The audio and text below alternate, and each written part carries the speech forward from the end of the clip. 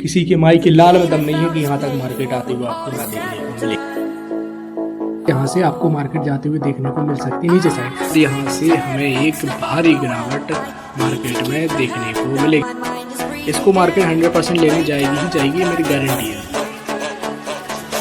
FBG बना हुआ यहाँ से डाउन साइड आपको आते हुए देखने को मिलेगा।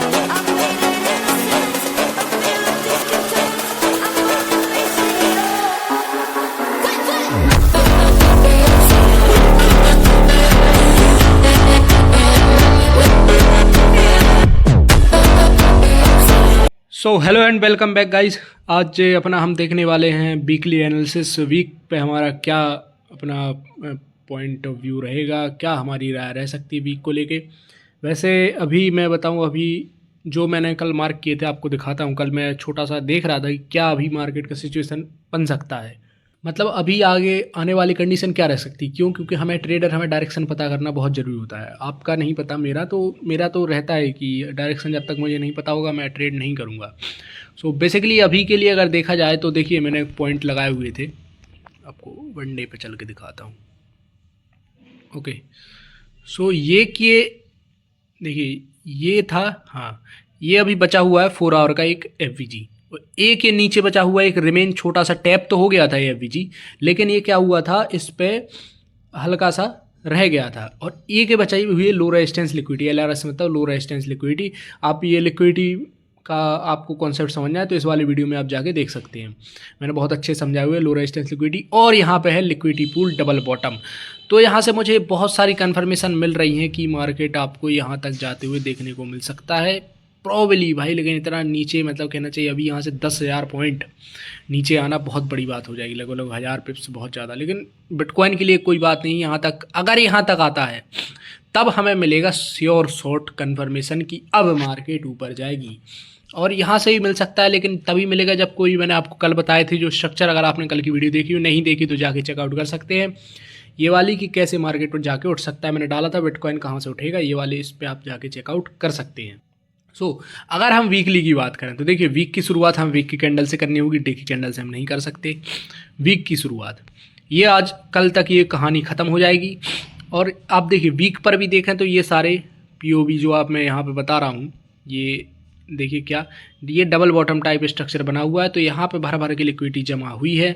तो प्रोबेबली मार्केट नेक्स्ट वीक में पहला क्या करेगा, पहले क्या हो सकती कंडीशन कि यहाँ से पहले वीक की शुरुआत जो हो, अगर पहले अपसाइड इसने क्रैश कर दिया ये कि नीचे साइड आके यहाँ पे 10,000 पॉइंट एक वीक में गिरा दिया, तब मार्केट अपने आप को हो सकता है वीक के एंड तक यहाँ तक आते हुए देखने को मिल जाए। कुछ भी हो सकता है। क्यों? क्योंकि ये कंडीशन बहुत ज़्यादा बन रही, क्योंकि यहाँ पे बहुत सारे पीओआईस है। पीओआईस मतलब पॉइंट ऑफ इंटरेस्ट। देखिए कितने सारे, आपको मैं 4 आवर पर चल के दिखा देता हूँ क्या जो मैंने लगाए हुए, ठीक है।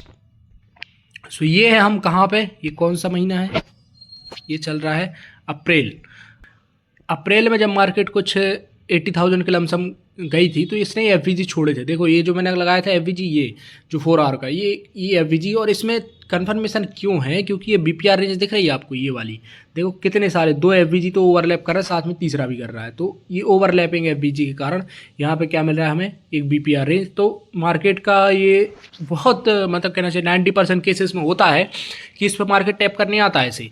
तो होगा क्या कि अक्सर हमें देखने को क्या मिलेगा कि मार्केट यहाँ पे 80,000 पे आपको अभी देखने को और आते हुए देखने को मिलेगी, क्योंकि ये टैप नहीं हुआ है रीज़न। और अगर टैप नहीं हुआ है तो बेशक इसको नीचे आना चाहिए। और फिर जो मैं रिमेनिंग लगाया था, ये देख रहे हैं आप, ये पूरा अगर देखें इस कैंडल से यहाँ तक का एक ये पूरा एफवीजी था। तो इसने क्या किया, यहाँ पे जो आपको दिख रहा है गैप छोड़ दिया, ये वाला, ये गैप और इस कैंडल के बीच ये गैप छूट गया है। तो अगर ये गैप छूट गया है तो इसका मतलब यहाँ पे मार्केट इसको टैप पूरा फिल करने आ सकती है। और इन सब के ख़त्म होने के बाद बनती है low resistance liquidity. Low resistance liquidity मैंने क्या समझाया था, आप चेकआउट कर सकते हैं। उसमें ये पूरा लो रेजिस्टेंस लिक्विडिटी बनी हुई है। तो ये थे सारे हमारे कन्फर्मेशन कि यहाँ तक आपको हो सकता है एक टाइम के बाद मार्केट आते हुए देखने को मिल जाए। और मेरा मानना है कि अगर मार्केट को अभी अच्छा रिट्रेस करना है तो मार्केट को ऊपर आना चाहिए। देखिए पहला क्या हुआ है, आज की अगर कंडीशन बताएं तो हुआ क्या है, ये मैंने जो रेंज लगाई थी इसका पहले first breakout upside PUI tap, यहाँ पे 30 मिनट पे FVG था उसको टैप देना, मार्केट आपको ये लिक्विडिटी हंट करने के लिए आज की डायरेक्शन में बता रहा यहाँ तक आ सकती है, लगभग 2-3 हज़ार पॉइंट नीचे अभी तो आ ही सकती है। ठीक है, फिर और मैं आपको एक पॉइंट बताऊं तो कोशिश कीजिएगा जब आप छोटी ट्रेड कर रहे हो, मतलब जिस पे आप किसी स्विंग्स पे बैठे हो, अगर देखिए आप यहाँ से ट्रेड करें पूरा यहाँ कहीं से ऊपर से, तो आप ये पूरा कैप्चर कर सकते हैं, ये पूरा मूव कैप्चर कर सकते हैं अगर आप सबसे टॉप से बैठे हो। लेकिन देखिए अगर आप कुछ ऐसे स्विंग्स पे बैठ रहे हैं, मान लीजिए ये स्विंग है, इस स्विंग्स टाइप पे बैठ रहे हैं या आप बैठ गए इस पे, तो मेरा मानना है कोशिश करिए कि ट्रेड को उसी दिन क्लोज कर दीजिए। नेक्स्ट डे आप लेके जाएंगे, क्या पता नेक्स्ट डे उसकी लिक्विडिटी उड़ा दे, समझ रहे हो, इसलिए थोड़ा ये रिस्की मामला रहता है। लेकिन आप अगर मेरे वीडियोस देखते हैं डेली एनालिसिस के तो आपको कुछ रिस्की नहीं लगेगा, क्यों, क्योंकि हम इस पर पूरी चर्चा करते हैं।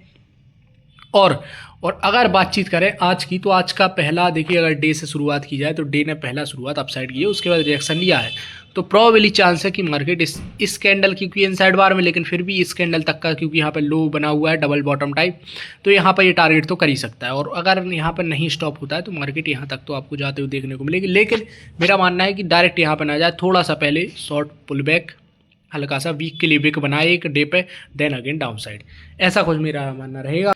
सो वीक को लेके अपनी वही सेम कहानी रह सकती कि मार्केट को जाना नीचे ही है। देखिए वीक आपको जाते हुए यहाँ तक आपको जाते हुए देखने को मिल सकता है। हो सकता है ये सब PUIs इस वीक में डन हो जाए, उसके बाद आपको दिसंबर से, देखिए दिसंबर, मिड दिसंबर या लास्ट वीक ऑफ दिसंबर से आपको एक देखने को मिल सकता है अपसाइड के लिए मार्केट अपना मोमेंटम जाते हुए आपको देखने को मिल सकता है। 2026 में आपको मार्केट अपना रीगेन करता हुआ वापस आपको जाते हुए देखने को मिलेगा। सो ये कहानी रह सकती है ओवरऑल बिटकॉइन के लिए। तो यही मैं बताना चाह रहा था कि, और इथेरियम का फिर सेम ही रहेगा, क्या कहानी कुछ नहीं है ऐसा। और गोल्ड के लिए अगर अपन देख लें तो ओके, सो गोल्ड पे पहले सब हटाना पड़ेगा और गोल्ड पे जाना पड़ेगा हमें वीकली चार्ट पे।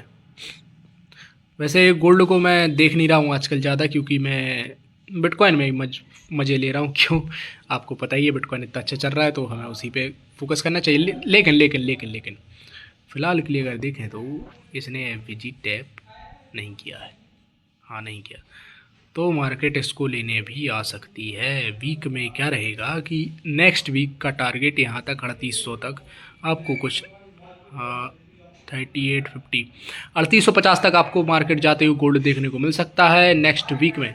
सो यहाँ तक की कंडीशन रहेगी कि मार्केट यहाँ तक आपको देखने को आते हुए मिले नेक्स्ट वीक तक, लेकिन पहली शुरुआत अपसाइड से करे यहाँ से, और उसके लिए हमें देखने पड़ेंगे ऊपर PUIs, वो देखेंगे हम वनडे पे।